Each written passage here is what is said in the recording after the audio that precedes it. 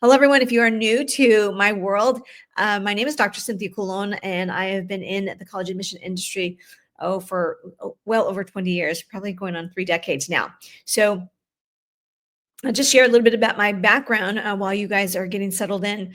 I am from California. I'm a daughter of an immigrant mom who she had the desire to go to college, but wasn't really encouraged by her own family.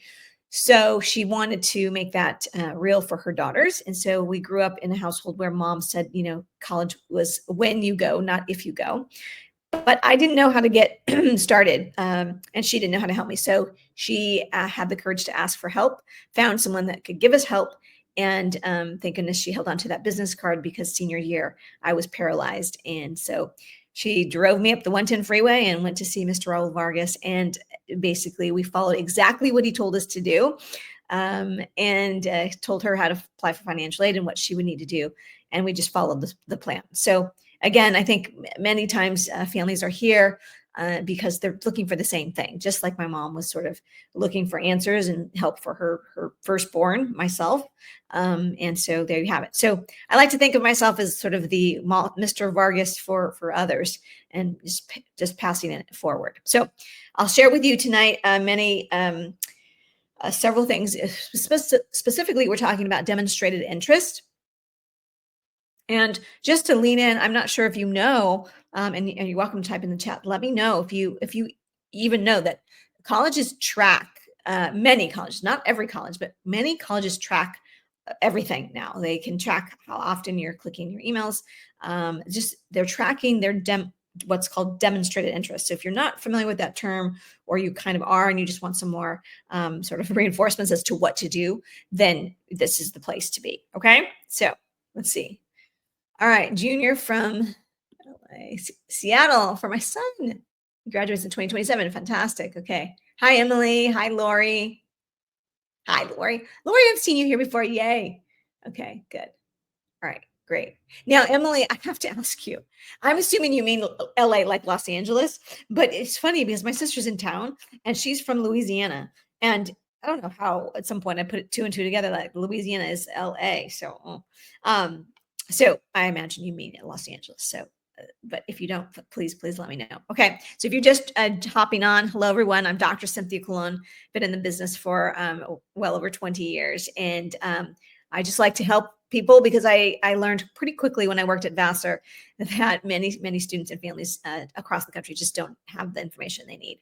So tonight we're talking about demonstrated interest. Now I will tell you that tonight is a bit of an informal night. So we alternate, just so you know, every other Thursday we're always 4 o'clock on Thursday, 6 o'clock on Wednesday, and I mean Pacific time. Okay. So wherever time it is right now. So it's the same time every Wednesday and Thursday, but on the Thursday we alternate. So this is my informal night where I just like to talk about other topics that I think you need to know. So that's the tonight demonstrate interest. And then the opposite Thursday, I talk about the 4 questions every admission officer asks before deciding who to admit or reject. So it's a pretty standard presentation. It's our master class. So that's every other Thursday. So that if you haven't seen that, everyone sort of, it's like what college admissions 101. And then these are the more elevated topics. Okay. Make sense? All right, guys. Yes, Los Angeles. No, you're all good, Emily. I mean, everybody who's from Los Angeles thinks that LA means Los Angeles. I mean, let's be real, right? Until you know someone from Louisiana. So, okay. Again, this is informal.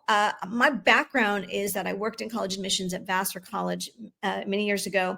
And then after that, so I became the director of college counseling at a private girls' school here in Los Angeles. The name of it is Marymount High School. Why that matters is because Marymount is one of 1,300 private independent schools across the country. There's a very, very few.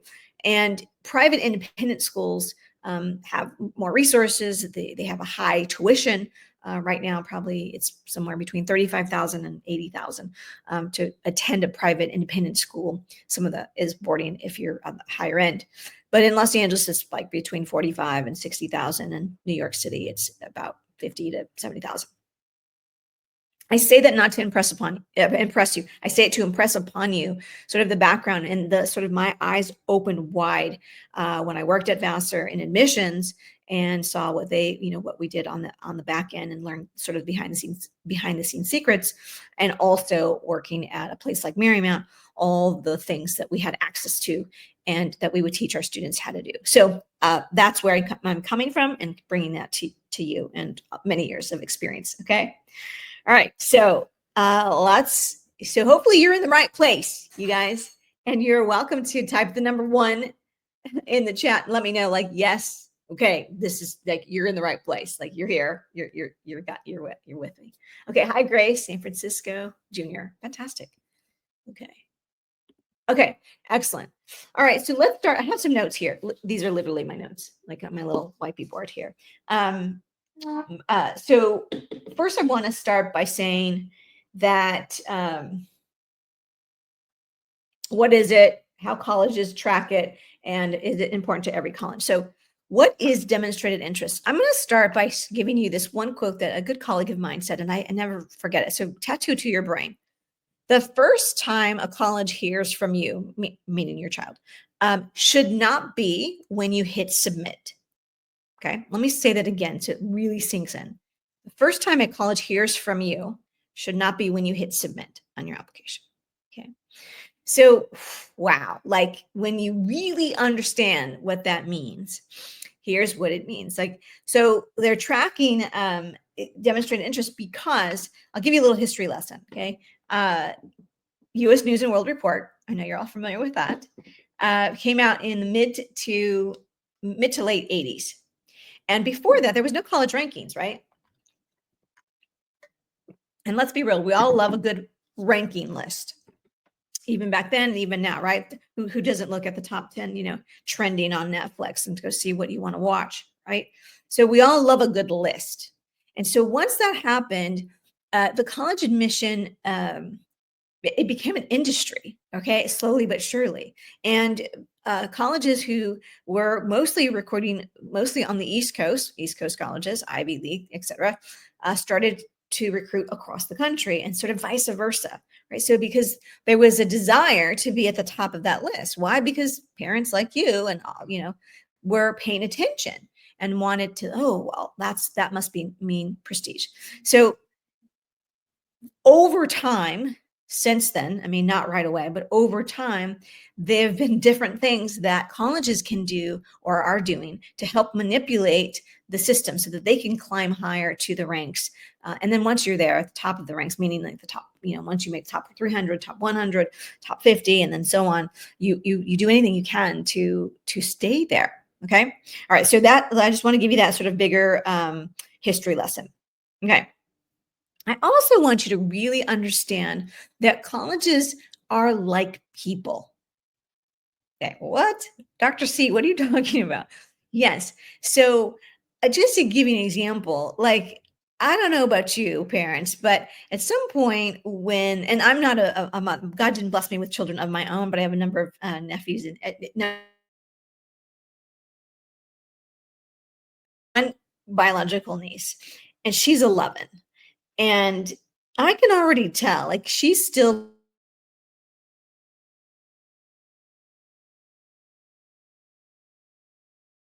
when you're like, oh, they're starting to forget about me, right? And you feel a little neglected. Okay, the same thing is true for colleges. I know this sounds completely wild and crazy, but no college wants to be like the second choice. Nobody wants to be a bridesmaid. They all want to be the bride. So it's the same thing. Like, just as much as you want them to want you, they want you to want them. So I know it sounds a little crazy, but it's completely true. So you want to, call grandma every once in a while. Like, it's good for you, right? Grandma's going to send you that little money in the mail. So but you got to, keep, giving the call. So sort of, I just want you to think, how can I treat the colleges like a person I care about, right? So keep that in mind. Okay, let's look. So demonstrated interest is showing them that you are interested. And there's a number of ways to do that. I'll break down some strategies for you. Now, they're going to track it by how often you open the emails that they send you, right? So you should be on their email list. It's going to be one of my little hot tips, but there you go. Spoiler alert. They're going to track it by your social media. They're going to track it by, did you sign up for things? Are you on their email list? Are you engaging? Are you coming to college fairs? What are you doing? So they're going to track different things. Okay. Back when I worked at Vassar, I'm going to tell you right now that we would travel in the fall. Gosh, I would probably travel about 8 to 9 weeks of the fall. Is that right? Yeah, visiting all the states I was in charge of. I was in charge of all of California, all of Florida, half of Texas, North and South Dakota, Minnesota, and Kansas. And I would meet students all over, right? Through college fairs, at their schools, I was just recruiting. I was a salesperson for Vassar, right? And you'd be surprised, but there were a few students who wrote handwritten notes. Now it would be email, but some would write emails, but some would write a handwritten note. Those notes, you guys, were placed in the student's file. So when I would open a file, now again, it's all online, but when I would open the file, the first thing on top of the file I would see was that note. Okay. So the ladies who opened all the mail, they would put it in there. Okay. Now, if I remember correctly, I think they would make a copy and they would give it to me. So I would see when it came in, but they would also put the original in there. Now I'm going to tell you right away. Oh, did that make me feel so good? I was like, because I would read it, and basically the gist of the email was, "Thank you so much. I'm so glad you were in my hometown. I got to meet you at," and they would remind me where they met me at their school or at a fair or at a presentation at a hotel, wherever. And they would reinforce that I had reinforced their decision to want to apply to Vassar. That made me feel good. It means, okay, so now I want to find a way to try and admit this person, right? Just it's human nature. It's not that I could always admit them if they were not admissible, really, but if I could, I wanted to. And remember, there are more qualified applicants than there are spaces for. Okay, so that's just an anecdote, so you can understand and sort of from the college perspective why it's important and why it's important to the college. Now, you're going to ask, does every college do this? The answer is no. Okay. Some care a lot, and it's not a secret. Tulane puts a lot of weight in there. University of Chicago puts a lot of weight in there. I think Johns Hopkins is known for that as well. So there's several schools that are known for it. Now, the Ivies don't care. I'm going to tell you right now, I don't even think you can find who your person is and who's reading your application. I will sometimes know who that is because those are my friends, but the Ivies don't care. I will never. So here's a little tip for you. I went to visit Princeton. I took my nephew this is years ago now. And we went to Princeton. I had signed up, registered officially for the tour, whatever time we were going to be there. And I was like, okay. So I got there and I did what I would tell my students to do. I went to the counter and the receptionist and checked in because I wanted to get credit. I always tell students, you're getting a gold star every time you do something or go somewhere or go to a webinar or live on campus. It's like you're putting a gold star next to your name. Oh, gold star. Oh, so I wanted that gold star. I was like, okay, mark it down. I came, demonstrated interest. And they didn't even take my name. They didn't even check me in, nothing. They told myself and my nephew that, oh, you can have a seat anywhere. We're gonna get started in about 5 minutes. So the Ivies really don't care. Now, I'm not sure if that literally is the truth for every single Ivy, meaning that they don't check you in. But I do know that they're not spending their time checking demonstrated interest. Okay, let's just put it that way. All right, let's go to my notes here. Feel free to ask questions in the chat. No worries. Okay. So why does it matter to the colleges and to you? So I'm going to break this down a little bit more and give you some vocabulary that, in case you don't know, I'll explain. Okay. So there are a couple of numbers. Most families know the number or the vocabulary term admissions rate, the acceptance rate. So what is the acceptance rate for any particular institution? So sometimes it's below 5%, below 10%, below 20%, below 30%, and for some colleges, most colleges, it's above 50%. Okay. So the term acceptance rate. Okay. You may not be familiar or as familiar with the term yield rate. Okay. And then there's the matriculation rate. Okay. So there is the acceptance rate. So for every 100 applications, how many does a college admit? Okay. And that's the number, acceptance rate. So if the acceptance rate is 50%, then for every 100, they admit 50. For Harvard, it's like, 5. It's actually less than 5. So, for every 100, they admit 5. Okay. The name of the game on the college side is to try and figure out how many do I need to admit in order to yield the number I want. Let me say that again. Okay. I know that I want to bring in a freshman class, to use round numbers, a freshman class of 100. Okay. I have 10,000 applications. Okay. Now, do I need to admit 5,000? Do I need to, wait, I said that wrong. I want to bring in a freshman class of 1,000, not 100. That would be like, that's super low. I want to bring in a freshman class of 1,000. Some colleges need to admit 5,000 to get 1,000 to say yes. Okay. So that would be a 50% acceptance rate. Okay. Some colleges need to admit 40%, 4,000 to get 1,000. Okay. Okay. If you're Harvard, you admit under 2,000 to get like 1,850 to say yes, right? Like almost nobody says no. So the goal or in the thinking is the college admissions business is if I can predetermine who's going to say yes, and I choose those students that are more likely to say yes, then my yield rate goes up, which means my acceptance rate can go down. Okay. Let me let that sink in. You guys feel free to ask questions along the way. So much. So, hey, Carolyn.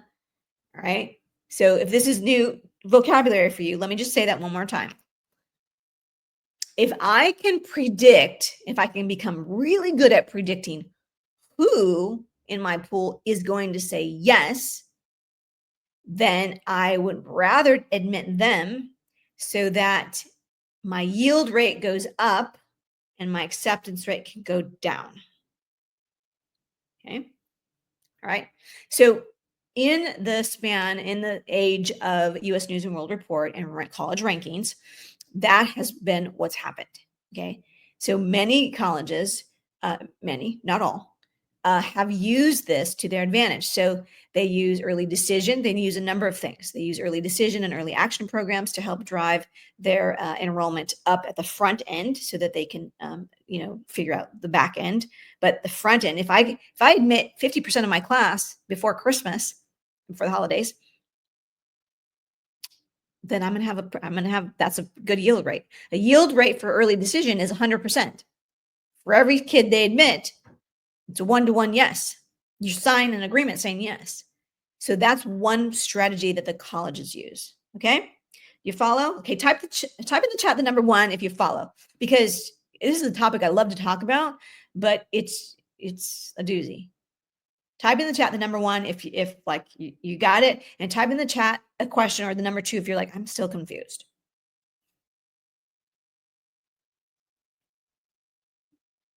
Okay. All right. Fantastic. Okay, good. Hi, Michelle. Hi, Jacqueline. Anne-Marie. Ooh, Anne-Marie, that's a new name I haven't seen. Hi, Anne-Marie. Okay, good. You're with me. Okay, fantastic. Now, for the student, in many ways, so here's another thing to tattoo to your brain. This is something that there are 3 decisions in college admissions: where you apply, where you get admitted, and where you attend. Okay. The student is in charge of 2 of those, 2/3 of the decision. So you're actually in control. I mean, colleges are actually actively spending dollars, lots of dollars, marketing to try and convince as many people to apply to their college, right? Because the more applications they get, the fewer they can admit. It's a whole game, right? So for the student, this is an opportunity for you to say, hi, like you're my first choice. You're my first choice. Now, I think this has gone so far that there's a lot of students out there who are, telling every college that they're their first choice. And quite frankly, I don't blame them. I mean, the game is set up for students to sort of sometimes start to do that. Okay. So from the student perspective, this is a way for you to demonstrate your interest and say, this is really my first choice. So early decision programs are in your favor. If you've decided this is my first choice, that's usually going to be your best bet in terms of like getting admitted. Is my camera crooked? Okay, so it's a benefit on both ends if that's truly your first choice. Okay, so just think of it as a benefit to you. Okay, I myself personally, I think early decision will go away one day, and I don't think anytime soon, but I think it's going to go away because it's too crazy. It really, if you need to wait for financial aid, you can't apply. It favors the wealthy and the resourced and the savvy. And what teenager knows exactly what they want by, November 1st of their senior year. Okay, so I digress. Okay, those are my opinions. Now, okay, why it matters to you. Okay. I started by sharing the story of back when I worked in admissions, when students were still writing thank you notes. By the way, I tell my VIP clients, I write a thank you note, like that'll shock the heck out of them. We would keep those notes and would be in the folder right when I opened up the folder and I started reading it. And it made me feel good, right? So if you missed the very, very beginning, I started by saying, you want to treat colleges like people.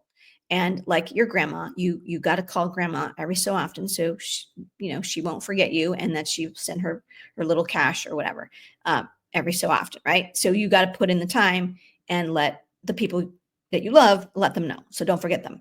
Okay. Same thing with colleges. Okay. So when I would see that note, I would really want to try and find a way to admit them if I could. Okay. So that's just a reminder. Keep top of mind. You're trying to keep top of mind of your reader. Okay. All right. So I'm going to give you 7 quick tips, and then I'll be able to answer some questions because I think you just want to maybe that's the best thing to do. Okay. All right. So here's 7 things I wrote. I started to get 5 because I think that it says that I'm going to give you 5, but I found 7, and actually there's many more. So the first thing I'm going to say is you want to get an email. If you don't have a separate college email, a separate email just for college stuff, I would start with that. That's almost the first thing I tell our campers and our private clients. Like, just get something that by the time that they graduate from high school, you can just delete all of it, because there will be a lot of love mail that comes in your mail. So if you don't have that, go ahead and I would do that now. Okay. Hot tip number 1. You're just going to write these down. Again, this is informal today. Visit the campuses. You don't have to physically visit, but you can sign up for a webinar. You can sign up for some event that they have online. But I would, if I were you, my biggest suggestion is to find local colleges in a 25, maybe a 50-mile radius, just depending on where you live, and go start to visit, like, again, in person. It doesn't have to be a college that you think that you're going to definitely apply to. When I say you, I mean your student, your kid. But you want to get a feel for different colleges. So get in the habit of treating colleges like national parks. And when you're in another city, or you're traveling for business or whatever you can do on the weekend, you don't have to do a formal thing, but like go on the weekend and do a tour. Now, let me back up, because if you're in a part of our programs, I will often say, do a speed date first before you do a lunch and a dinner date. Like, no need to like introduce them to the parents like right away. So I also am much about being efficient with your time. I don't recommend flying everywhere all over the place. I don't recommend spending an hour long webinar for 50 colleges. I do recommend investigating 50 colleges. Yeah, I know. No joke. But I do that. And with our VIPs, I'll say, okay, I'm going to teach you a 5 to 6 minute speed date exercise. And we're going to just, sort of knock some out. And then right away, you're going to know through your gut, like which ones stand out. No. Once you've narrowed it down to like 25 or less, then you can say, okay, let me go to do the lunch dates or the dinner dates. Okay. The lunch date is like online something, and a dinner date is like going to visit the parents. Okay. All right. I know. Sports metaphors and dating metaphors is the only thing I know. Okay. So visit. 2, open your emails. Okay. Parents, this is really where you can be helpful. there is a deluge of emails that you're going to get, starting. And if you took the PSAT, colleges purchase names from the college board. That's why you start getting emails and mail and all this stuff. So one of the big things, parents like to be helpful in this process. And they're also maybe some of the nervous Nellies, and they just want, you want to know what's going on. So make that your job. That's why I say get a kind of a family email. That's just like college stuff. So you don't feel like you're invading anybody's privacy, and they're not in your email, and your kid is not in your email, and you're not in your kid's email.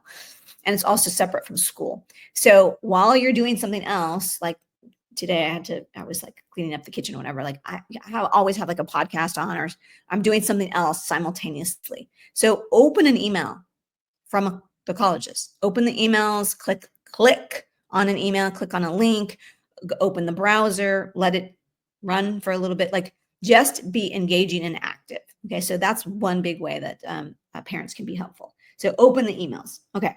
Number 3, which is more for the students, but it could be for both. Again, you can get a social media account that is like kind of just for this, but you want to engage in their social media. So again, when you narrow it down like to 25 or fewer, and then you narrow it down again, you're probably going to pick somewhere between 8 and 10 colleges that you're going to like really actively be involved in. Like go find TCU's social media accounts and click and like, and all of these things, open the emails, etc. So, okay. Visit was number 1, visiting, but I say speed date, then which is like a coffee date, then lunch, then dinner. Open your emails. Number 3, social media. Number 4, college fairs. So I'm not sure. I feel like we used to do a lot more of college fairs, but maybe I'm wrong. They still exist. I think you can do them online as well. But look for your local college fairs. A lot of schools have them. If you have a big school, a lot of schools have them, but they're also run locally as well. I know in Los Angeles they do a big WAC-AC, NAC-AC fair, and so big college fairs. So you can go. Now go up to the booth. Here's a pro tip. Whenever you go to a college fair, especially in your local area, high chances that the person literally at the booth is the person that is going to be reading your application. When I was visiting California, and it's in the states I said that I recruited from, Texas, Florida, California, etc. And I remember being in Minnesota. Anybody who came up to me in Minnesota, I was like, oh my God, who knows Vassar of Minnesota? Yay. You come up to me and say hello and introduce yourself. Like chances are I'm going to remember you just because you were like one of the 10 people who came. Okay. So go up to the person, say hello, ask for a business card, or scan the QR code or whatever. Follow up. Oh my God, it was so great to meet you at such and such fair. My God, you guys, it's going to go a long way. Okay. Again, pro tip, that person is probably reading your application and deciding. Okay. That's number 4. Number 5 is that you can apply early action or early decision. Early decision programs have the highest return on investment, meaning because it's a 1-to-1 yield, 100% yield. That's, if you're going to have a chance of getting admitted to your dream college and it has early decision, I would do it. If you, in fact, know for sure that that is your number 1 choice, you would go there in a heartbeat if they admitted you today. So I definitely would recommend that. So that's another way to do it. Early action is also a good option as well. It's just not as strong as the early decision for obvious reasons. So that's my tip number 5. Tip number 6 is, this is a good one. The why us essay. It's got to be good, you guys. And if it's your first choice, if it's one of your first choices, or if you've been to visit, even if you did just a speed date, like I teach a speed date with coffee date, or you did something online or whatever engagement you did, or someone like, oh my gosh, my best friend, who graduated last year, like goes to the school there, and I love that, or my favorite teacher or whatever. So think about what is something that really is true and authentic to you, and that can really drive home the point as to why you're choosing, of every school of the almost 3,000 four-year colleges in the country, why are you applying to that college, right? You narrowed it down to 10, 12, right? It's a very small number in comparison to how many exist. So your why us, and I talk about this in another video, but your why us has to be super, super strong. and it cannot be generic. So there's many traps to falling into making it too generic. So the YS is super important. Okay, that's tip number 6. Okay, tip number 7. This is my favorite one, but there's different advice on this. Anyway, tip number 7 is, I think, a pro tip, because I've been on both sides of the desk. Ask your rep. So I just told you how you can find out who your rep is. Okay, well, one way, right? If you go to a college fair, chances are that's the person. If a college visits your high school, that person is the person reading your application. So if you find out, I'll tell you how to find out who it is. If you find out who your representative is, and you can get an email, and many colleges do. Like I was working with a student this year, and TCU and SMU, Baylor, all 3 of them had their easy access to their email, and 2 of the 3 of them gave their link to their Calendly. Would you like to make an appointment with me and meet me in person? Yes, the answer is yes. Yes, because most people won't do that. So asking the tip number 7, sorry, I was kind of dancing around it, but tip number 7 is engage with your representative, the person who's going to read, your admission officer. That's called your AO. So send them an email that asks an engaging question. So think of the question that you might have. So think of yourself right now, like, oh, maybe you play soccer, or maybe you or on the debate team or something like that. You can ask, like, hey, is there an intramural team at the school, for soccer? Or, hey, is there I play, and you would say, like, I do debate now, or I'm on the debate team right now, and I'm really enjoying it, and I want to continue that. What are some ways that students continue their, is there a debate team? Now, sometimes these are questions you can find out on your own, but it doesn't matter. I always say it doesn't matter. Ask the question, because it's all a matter of trying to engage and build a rapport or relationship with that person. Again, the first time the college hears from you and hears your name, sees your name, should not be when you submit the application. Okay, so these are just little tricks to do. Okay, now, so that was tip number 7. Now, I just said I was going to tell you how to find it, how to find your counselor. So would that be helpful? What about ED2? Okay, yeah. So yes, ED2. Now, ED2, they typically know that you probably had an ED1 choice, but you sometimes can say, I just didn't know. I wasn't ready to make a choice, or wasn't ready to make a decision. That's perfectly normal. But yes, ED2, and at Vassar, I'll just give you an example. Vassar, and a number of schools have it. I'm trying to think. University of Chicago definitely uses it to their advantage. At Vassar, we knew, every college worth its weight in gold should have an idea as to where they are on the totem pole of XYZ colleges. So Vassar, we knew Brown was usually going to be your first choice, right? We're very similar. Vassar is very similar to Brown and Wesleyan and some other schools. So we didn't mind, because we knew, like, okay, it's fine. Like, if you didn't get into, if you applied early to Brown, you didn't, this is usually the story, right? If you applied early to Brown and you didn't get in, you were, denied, then we didn't mind that we were like the second choice in that case. So I think colleges, again, they're people. So colleges that have a good sense of who they are, it's not going to matter to them that you apply early decision 2. The fact is you apply. So yeah, that's a good question. Okay, do you mind if I show you? Do you guys mind if I show you how to find your college counselor? Your admission officer. Would that be helpful to you? Type in number 1 if, like, yeah, you want me to show you. Let me get some water.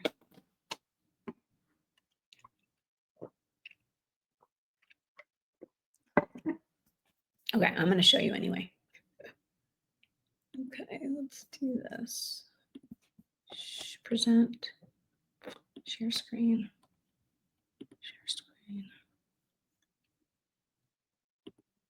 Share my window. Yeah. Let's try this. Okay. I apologize. I'm going to use 2 California schools just because I know that it always pops up. I know it pops up. So I go like this. I do this. Find my counselor. Oh. Northeastern. Oh, we tried that the other day and it didn't give me what I wanted. Find my counselor, Chapman University. So with Chapman, and I'll do USC as well.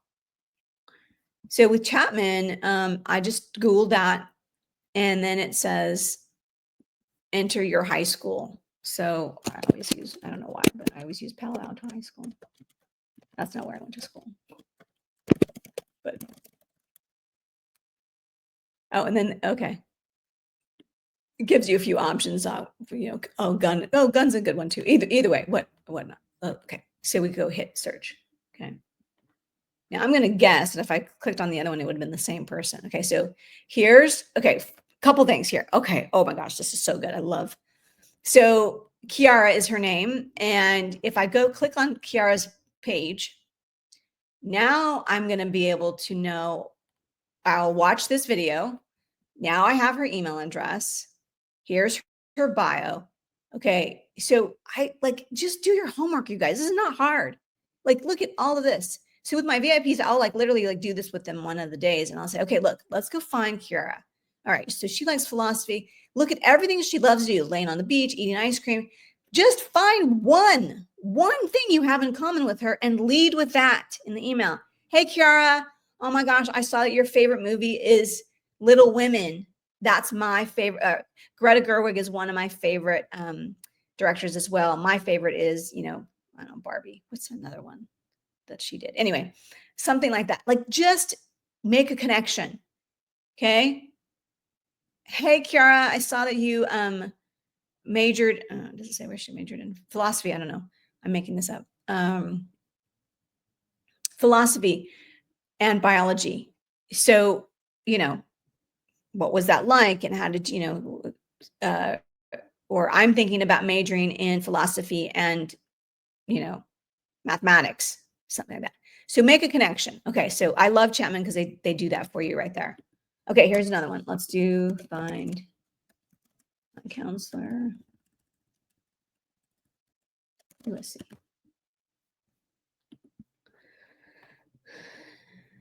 Okay. Oh, I should have probably read that. Search by school. And we're going to do the same thing.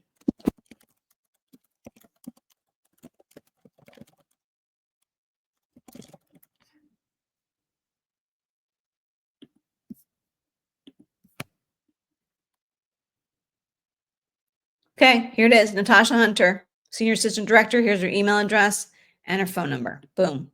Okay. So, as long as it's there for you to do something with. Most students won't do this. Okay. Most students won't email the account. They're too embarrassed or I don't know why, but they won't do it. So if you do, it just says a lot about you. Now, if I'm you, or if you are one of my clients, I would say, okay, now go get mom or dad's account in LinkedIn and go find Natasha, right? So either you can Google her.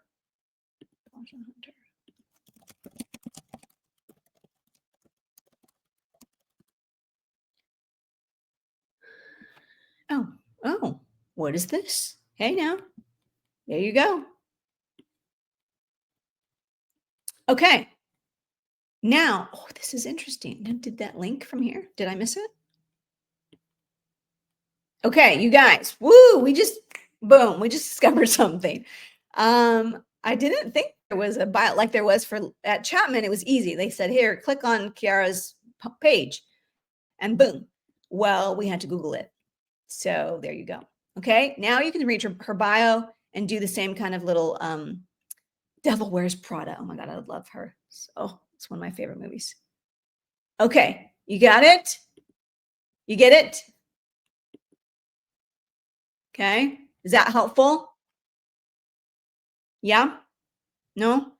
Tell me. Talk to me, you guys. Let me know what you need me to tell you. What secrets do you need to know? Okay. Okay.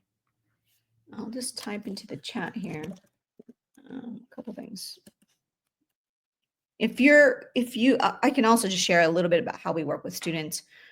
We work privately one-on-one, and we do group coaching courses as well. We take you through the entire process. We call it our IB Success Formula that has 3 pillars. The first pillar is the leadership. On the leadership hierarchy, I have a hierarchy chart as 1 to 5, levels 1 to 5. And Passion Project is probably level 3, but working with us, we really try to get all of our students to get to level 4 and 5. So we do inventory first as to where you are in your leadership hierarchy, where your child is. Number two, we make sure that you're not spending 90% of your time on one essay, the main personal essay, but instead spreading out and giving due diligence to core 4 essays. And number three is working on figuring out a good college list that's bulletproof for you and for what you need, because there are plenty of top colleges, and the object, or the goal, should be choices by the end of senior year. So those are our 3 pillars, and that's what we do. Okay. All right. So does this help on the wait list, or this too late? Okay. Lori. Okay, Suzette. Oh, that's a good question. Okay, I'm going to answer both questions. Okay, so Lori, it's not too, okay, so two things. This is such a great question. So Lori's asking, is it too late to just do this? Sorry. Let me just do that. Okay. Lori's asking, is it too late if you're on the wait list? So wait list is one of my favorite and least favorite things. So if you're asking about this year, my prediction is there'll be a lot of movement on the wait list this year. I think this is my just prediction, and I have some reasons, but last time there was a huge push off the wait list was the year of COVID. But the wait list can work if you're, reaching out to your counselor. But the truth is, just sort of the hard truth is, like, if this is like the first time you're reaching out and like, oh, I got waitlisted and now I really want to go. It could still work, but the chances are there are other students that have been waiting around. I'll give you a quick example. Her name is Bridget, and she wanted to go to Boston College.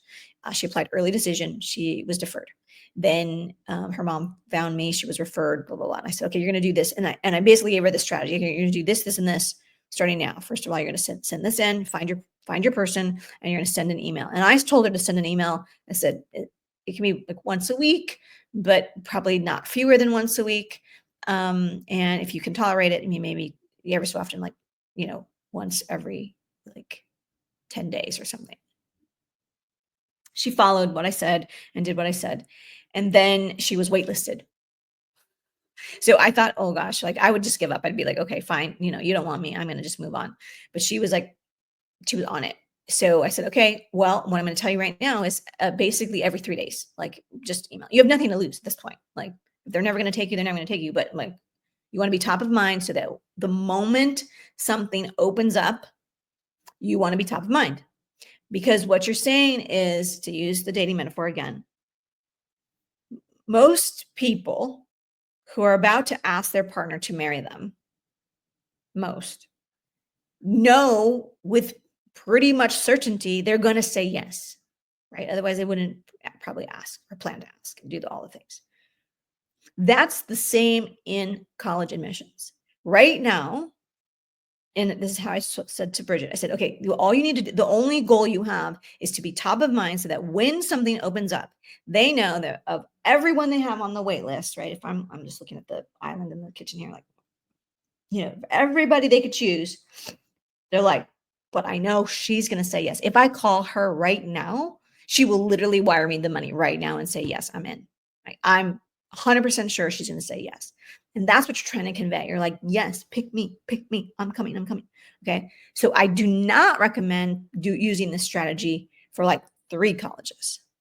Okay. Mostly because I think that's unethical. That's just me. Do people do that? Probably, I'm sure. But there you go. Okay. I hope that answers your question. Let me know if I didn't. And then it was another good question here. Okay. How do our kids compose an email? So, Suzette, such a good question. So where are you from? Tell me. So that our kids come across as sincere rather than phony. Okay. First of all, Suzette, such a good question.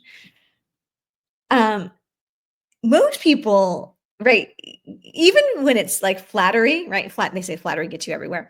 Right. If someone compliments I don't have anything cute on today. I was filming today, so I had this t-shirt. Before I can think to myself, oh, they just complimented me for their benefit. Like I'm already in the I'm like, oh, thank you. Yeah, you love my nails. That's I know, I know. Like it's it's already passed. You've already gotten your foot in the door. So not I would never worry about like coming across as phony. Um, but also doing your homework. I mean, so if you're exchanging the word for phony for like doing the homework of like going and find out like what is Kiara or what is Natasha, what was her name, Natasha? What is she like? Because if you showed up to a coffee date or a lunch date, you'd want to know something about the person, right? Otherwise, you're going to spend your time talking about yourself, which is never a good idea, and not really engaging. So you want to know something that you have in common. So start with that, meaning literally the person, but the school. Hey, like I'm on the X team right now, and I noticed that USC has an intramurals soccer team. Is there someone in the admission? Is there a student ambassador that is from Louisiana or from Seattle or from wherever you're from, Pennsylvania, that I can talk to and ask more questions? That's easy. So just think about like, this is what I do. I tell my VIPs, okay, we're going to make a list. What are some things that you have in mind? Some themes that you have in mind. So they're general themes.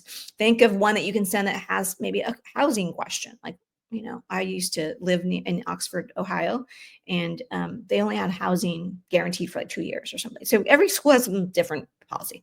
So maybe it's about housing. Maybe it's about student life. Maybe it's about a specific international program that you're interested in. Maybe it's about some athletics. Now, I skipped the entire one that's should be obvious, so I don't want to assume, but one of the obvious ones is academics, right? So if you're going to send more than 6, I would like every third one to be something about academics.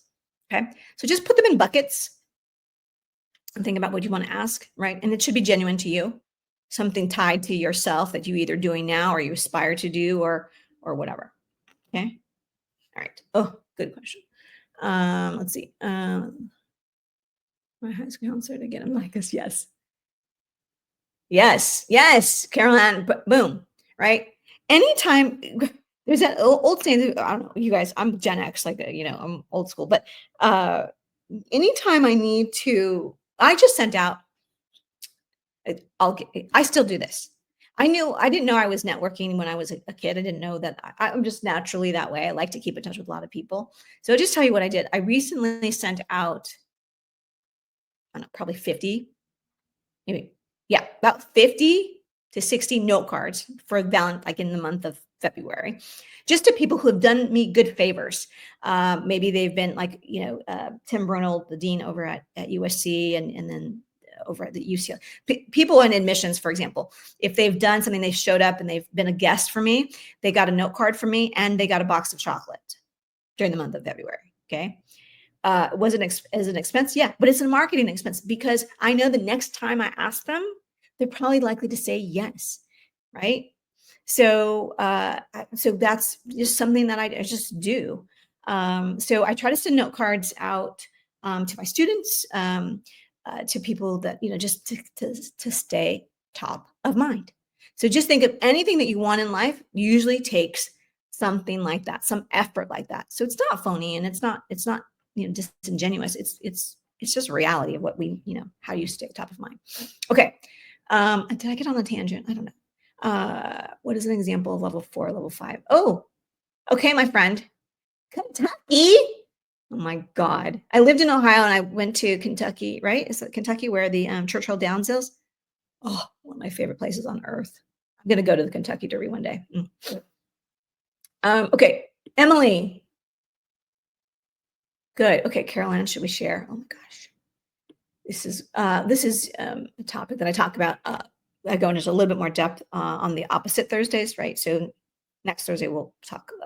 We'll give next Thursday is the formal presentation. Today is this is a topic that I.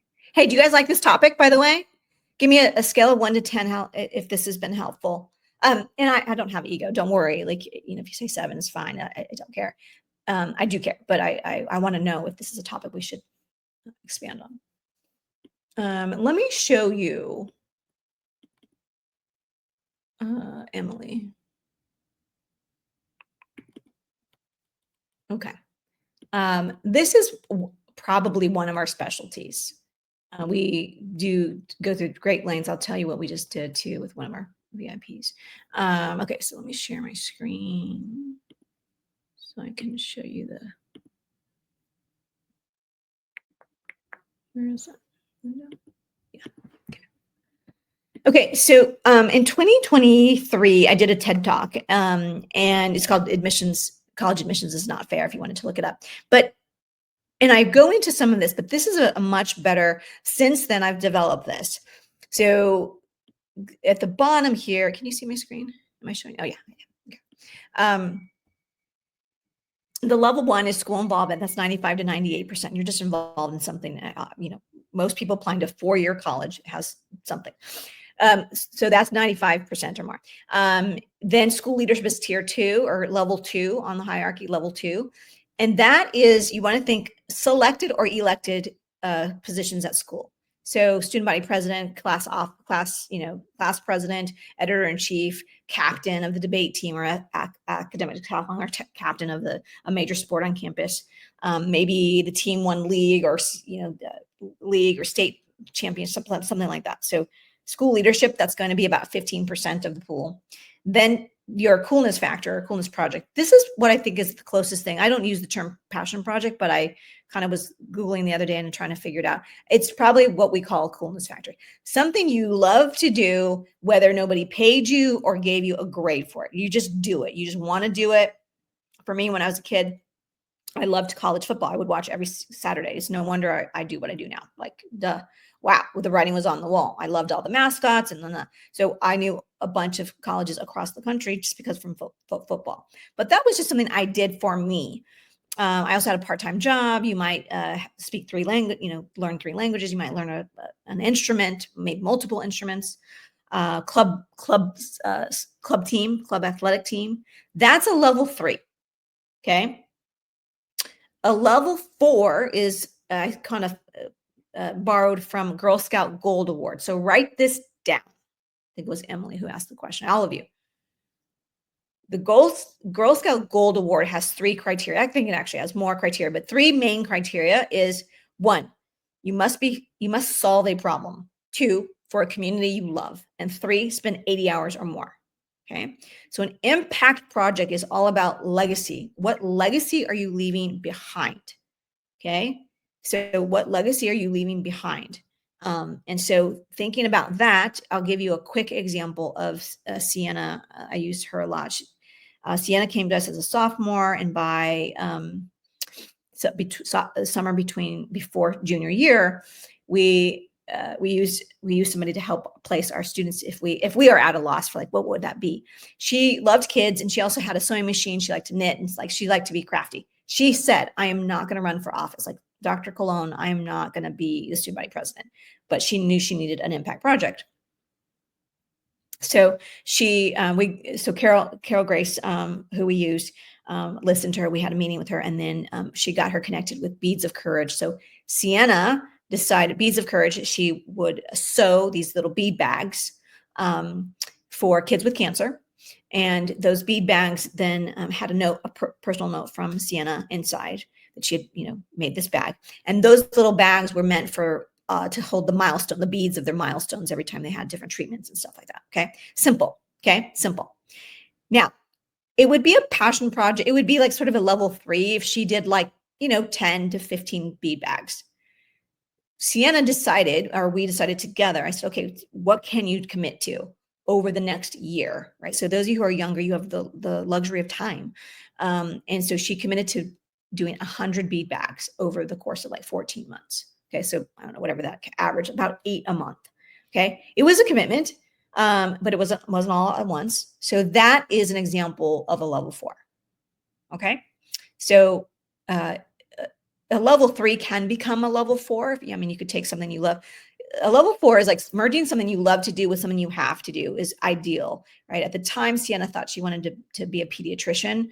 So it made sense. This project made sense for a lot of reasons. You could say it was an impact project, but you could also say it was a little bit of tied to what she wanted to do. She ended up changing her mind, but it didn't matter. So yeah. And then an intellectual project is research, internship, things like that, things that you would sort of know, but we help you get placed. Okay, so I'll just tell you, I'll stop share, but uh, one of our students,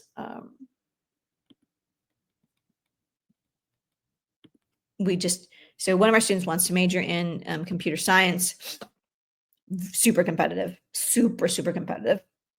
So we'd been like, okay, I'd been working with him since he was sophomore too. And I said, what do you really love? And I, over time, obviously I knew, so he loves baseball. So we met with Carol Grace, not that long ago. I think it's maybe January. And I said, okay, Carol Grace, we're going to just tell you the dream. The dream is that he would work with a baseball team as an intern doing data analytics, for the team. She found it. She found it. So he's going to do like a 100-hour internship with the local team. Not a professional team. It's like a minor league team near in Orange County. Oh my gosh. So boom. So there you go. Okay. All right, you guys, let's see. What else do you have for me? Okay, good. Other questions? Did I miss anybody's question? Okay. All right. I have a few. If you don't mind, if you want, this is my take. This is maybe a lead in. I think it's another topic I'm scheduled to talk about on one of our informal days. Kind of my predictions for next year. But I mentioned earlier that I said that I thought there would be a lot of waitlists this year. So I'll just share a little bit of that and give you a little peek into sort of how my brain thinks.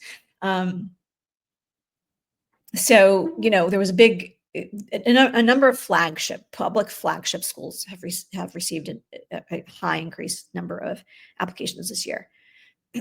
And so I'm going to use UT Austin because that was the big one. That UT Austin, and if I'm remembering, I guess they had early action. When they did early action, the number of applications that came in had already exceeded it. Just in early action had already or close to exceeded the total number they received all of last year, and they hadn't even received their regular applications. Okay. So what happens when a school, so just to take that as a little, just a little slice of what happened this year. So one, we know that they only do 10% for out of state. Okay. So it's a fixed number. 90% are going to be Texas and 10% are going to be out of state. Okay. So we know that.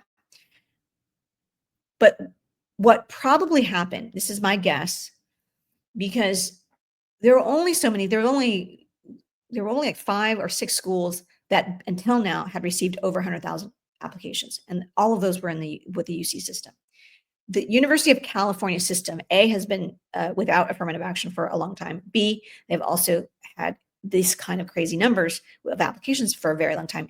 And C, they do not do early action because they probably know, they figured out there's no way they can turn around that many decisions that quickly. So why nobody calls the UC? They don't call Gary Clark to get advice before making these crazy decisions. I don't understand. But when you are not prepared for that level of applications, you also don't know how to predict who's going to say yes and how many you need to admit to get the same number. Okay, are you following? So based on what I taught you today, you should be understanding there's an acceptance rate and then there's a yield rate and then there's the matriculation rate, right? So if you guess wrong, as a college, you're going to be screwed. Like if you over admit and then which could lead to over enrollment, what do you do with all those students? Where do you put them? Now, I mean, I guess if you want more money, yes, but so sometimes, many times, if anybody has a good strategy, the strategy would be to under admit, okay, and balloon out your wait list. Because if you guess wrong, you could be over, and you could, instead of having a freshman class, I don't know what the UT, I can't remember what the UT freshman class is, but again, to use a round number, if you're trying to bring in a freshman class of 1,000 and you go over by like 25 in comparison to 1,000, okay, you can find somewhere to put those kids. But if you over enroll by 200 or 300, that's a lot of over enrollment. Okay. And it causes other problems. So if you under enroll and say, okay, we're going to under enroll so that we hope to get 1,000, but if we like only get 900 or 950, like then we can go to the wait list and we'll just fill those spots on the back end. You see? Okay. So that's number one. Number two, when a college like that, which is a great college, no, I'm not meaning to disparage any, I think UT Austin is like no joke. But when that happens, and then if you get an inflated ego, you're like, look at all these people applied. Then you might think that more are going to say yes. When in fact, if you start to take the creme de la creme of your pool, those students are going to likely also get admitted other places and will say yes to other places. So there's a lot of reasons, and what we call the domino effect. So anyway, I don't know if this is interesting to anybody except me. I could talk about this forever. So to give you an example, I had a student who, she's an alum. She's a camper. She's a senior now. So she went through our programs last summer, and she wanted to make an appointment. She's like, so she's super happy with where she's been admitted based on, the strategies she had and where she was not the tippy top of her class, but based on where she fell in her class and from a public school, like she did really well. But nevertheless, she has like sort of a first choice that she was waitlisted. So I just told her, she's like, well, she asked me, oh, I can't believe I'm saying this out loud.